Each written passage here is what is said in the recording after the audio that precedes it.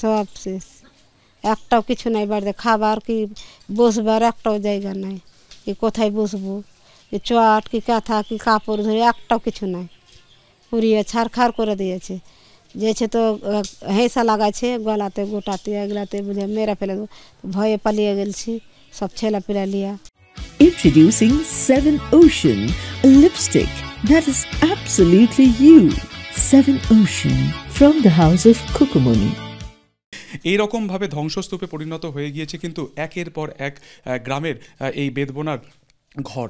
দেখা যাচ্ছে লণ্ডভণ্ড পরিস্থিতি, গেট ভেঙে ভেতরে ঢুকে হ্যাশবল যেটা দেখা যাচ্ছে পুরোপুরি বেঁকিয়ে দেওয়া হয়েছে, আর ভেতরে এই যে দৃশ্য একেবারে কম্বল তুলে বিছানার মধ্যে আগুন লাগিয়ে দেওয়া, লেপ তোষক ফেলে দেওয়া, একেবারে এই যে দেখা যাচ্ছে যে সেটাকে লুট করা, দেখা যাচ্ছে আলমারি ভেঙে লকার পুরোপুরি খালি, লকার দেখা যাচ্ছে পুরোপুরি খালি, কিচ্ছু সেখানে কিচ্ছু নেই, সেখানে ভাঙার পর জিনিসপত্র এখান থেকে ভাঙচুর করে এখানে পুরোপুরি ফেলে রাখা হয়েছে, কিছু জিনিস এখান থেকে লুটপাট করা হয়েছে। দেখা যাচ্ছে পরিষ্কার যে হ্যাশবল পুরোপুরি বেঁকিয়ে দেওয়া হয়েছে, গেট ভেঙে দুষ্কৃতীরা ভেতর ঢোকে, এবং ঢোকার পর শুধু নয়, শুধুমাত্র যে এখানে লুটপাট চালানো হয়েছে এমন নয়, দেখা যাচ্ছে বাচ্চার ব্যাগও এখানে পড়ে রয়েছে, অর্থাৎ এখানেও কিন্তু একজন পড়ুয়া থাকতো, এবং এখান থেকে বার করে তারা কিন্তু কার্যত সামনে বাড়ির যে বারান্দা যেখানে পড়ুয়ারা একসময় হয়তো খেলতো, সেইখানে কিন্তু সেই জিনিসপত্র সেখানে পোড়ানো হয় এবং তারপরে দুষ্কৃতীরা এখান থেকে চলে যায়। ফলত এই ছবি প্রত্যেকটি জায়গাতে রয়েছে, প্রত্যেকটি ঘরে রয়েছে।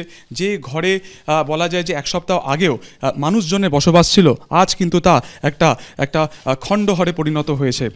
কেউ সাহস করে থাকতে পারে, রাত্রে বাড়িতে তো থাকতেই পারে না, দিনে ছিল। আজকে কেবল শুধু গিয়েছে ওই নিজ বাড়ি, আর সব আমার এখানে সব থাকতো, আর সব কেউ থাকতে পারে না, এই গা ছেড়ে চলে গেছে তো ওই এতে ওই পারে। আশা করব অন্ধকার কেটে ভালো দিন আসবে। বাঙালি নববর্ষের দিনে ঘর ছাড়া হতে হবে ভাবতেও পারেনি। বাংলার পরিস্থিতি নিয়ে রাজ্য সরকারকে এভাবেই নিশানা করলেন বিজেপি নেতা দিলীপ ঘোষ। আশা করব এই সমস্ত অন্ধকার ঝঞ্ঝা কেটে গিয়ে আমরা ভালো দিনের অপেক্ষায় ভালো দিনের পাবো, কিন্তু যে পরিস্থিতির মধ্যে আজকে নববর্ষ পালন করতে হচ্ছে খুবই দুর্ভাগ্যজনক। এই ধরনের পরিস্থিতির মধ্যে নতুন বছর শুরু হবে, বাঙালি বাড়ি ছাড়া হবে নববর্ষে, এটা আমরা কোনোদিন ভাবিনি। যারা বাঙালি বলে বাঙালিকে আর তোল্লাই দেওয়ার ঠেকা নিয়েছেন, তারা গুজরাট থেকে ইউসুফ পাঠানকে নিয়ে আসছেন, বিহার থেকে বিহারী বাবুকে নিয়ে আসছেন, শত্রুঘ্ন সিনহাকে। একদিন আজাদ কাশ্মীর জানতাম, এখন অন্য একজন আজাদ এসে গেছেন, তিনি বাঙালির প্রতিনিধি হিসাবে লোকসভায় যাচ্ছেন। এরা হচ্ছেন পশ্চিমবাংলার প্রতিনিধি, বাঙালির প্রতিনিধি লোকসভায় প্রতিনিধিত্ব করছেন, আর যে বাঙালি তারা বাংলা ছেড়ে অন্য রাজ্যে বা অন্য জেলায় চলে যাচ্ছে। এই ভয়ঙ্কর পরিস্থিতি, আর তার মাঝখানে আমরা নববর্ষ পালন করতে এসেছি।